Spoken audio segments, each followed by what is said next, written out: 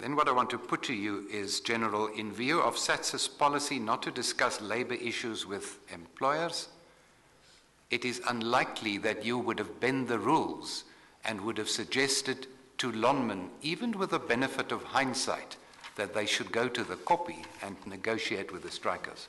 Since in August of last year, this is your opportunity. Voorsitter, om ons konstitusionele mandaat te vervul, is ons afhanklik van hierdie vennootskappe. We are dependent on these partnerships for our constitutional duties. Die vennootskap wat ons gehad in Lonmin is niks anders as vennootskappe wat ons elke dag en deurlopend en oral in die land ervaar met ander vennote nie. The relationship we had with Lonmin is nothing different from other kind of relationships we have with other people in the South African communities. Ek persoonlik het dit altyd as uiters professioneel ervaar. I personally experienced it as very professional. Ons kon nie funksioneer in die betrokke omgewing sonder dat ons iemand wat vertroud is met die omgewing gehad het as ons oë en ore nie. We cannot function in the area if we do not have somebody that can be our ears and eyes who knows the place. Ons was afhanklik van hulle terugvoer van hulle CCTV, dependent on their brief and also on their CCTV. Hulle het letterlik honderde sekuriteitsbeamptes wat oral oor hulle perseel versprei was wat vir ons waardevolle terugvoer gegee het in terme van insidente van intimidasie. They have hundreds of security officers spread all over their place who were responsible, on whom were dependent for a briefing informing us what is happening. Voorsitter, Marikana is geïsoleer in terme van dis nie 'n stedelike opset wat die polisie pertinente infrastruktuur het nie.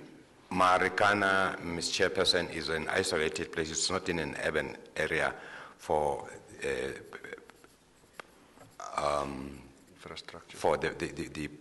the infrastructure. Voorsitter, ek kan na verskeie gevalle verwys en ek wil nie te veel tyd in beslag neem nie waar die polisie pertinent met ander rolspelers 'n soortgelyke verhouding gehad het. I have referred to several instances, Ms. Chairperson. I have not, I can. I can refer to several instances where the police has relationships with other instances.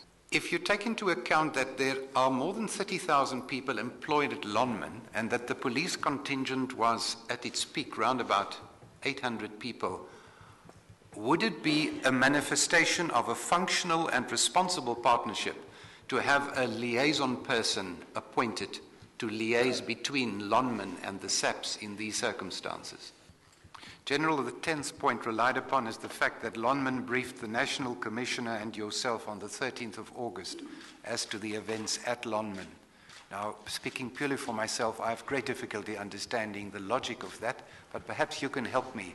What is unusual or exceptional in the fact that Lonmin explains what was happening after it had called for the police to come and the police arrived on site? Can you think of any reason to criticize that?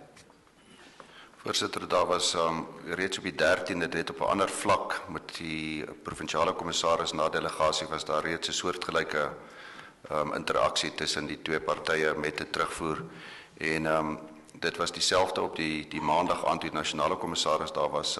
Dit is net so standaard dat mense alle sodanige inligting wat jy kan kry en die agtergrond moet bespreek. Dit is eerstehands hoor. This is a standard procedures, Ms. Chairperson, that people should hear at first hand, as it happened on the 13th with the Provincial Commissioner, so was the case later when the National Commissioner arrived. The second manifestation was strangely formulated as the partnership about people suspected. I think what was meant was that there was something wrong with the fact that the police in Lonmin exchanged information on criminal activity. Now, what I want to ask you is, are you aware that there's a regular interaction between Lonmin and the police in the exchange of criminal activity in the neighborhood? Ek is bewus daarvan, voorsitter. I am aware of this, Mr. Chairperson. Firstly, the strikers did not want to negotiate. they wanted to be told from when they would be paid 12,500 rand per month. They wanted 12,500 rand per month, but until today, nobody knows how that amount is calculated and arrived at. By the time the suggestion is that Lonmin should negotiate with the strikers, they had killed people during the previous days. They had stolen firearms from security personnel and from the South African police services, which it was believed they were carrying under blankets at the Kopi. He's just putting a version, which he can do by way of leading witnesses. This is just definitely not cross-examination. The General is not one of Mr. Burger's witnesses. So he's not bound by the rules applicable to examination in chief. Just to recap, I'm debating with you why it would be unrealistic to have expected of Lonmin to negotiate with the strikers in that period in August. And I was putting the following proposition to you. Let me repeat it and we'll pick up the threads again. The strikers, at that point in time, I call it, say, the 15th of August, had killed people during the previous 4 days and had hidden firearms in their midst. So much so that the police believed that the firearms were carried underneath blankets. Now, that was a third reason why it would be quite unrealistic to expect Lonmin to go to the Kopi and to negotiate with these people. The fourth reason why they shouldn't be expected to have done that is there was an existing wage agreement in place which had until October 2013 to run, and that was agreed to with a full mandate from the workers previously. Strikers were at the time taking part in an unprotected strike, was part of an illegal gathering, and were acting in contempt of a court order. And there's evidence before the Commission, inter alia by the President of NUM, that it would have been dangerous to try and negotiate with the striking workers.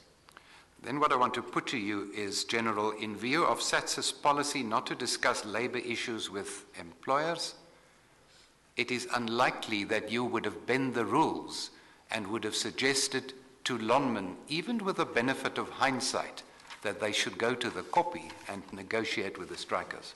This finds its genesis in the opening by the police, where the criticism is that Lonmin management had to address the workers, but the constant refrain was they're not prepared.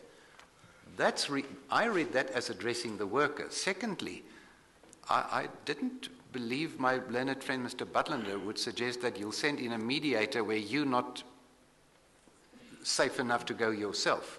And there's just no scenario here that there were representatives willing to go to a neutral ground and talk.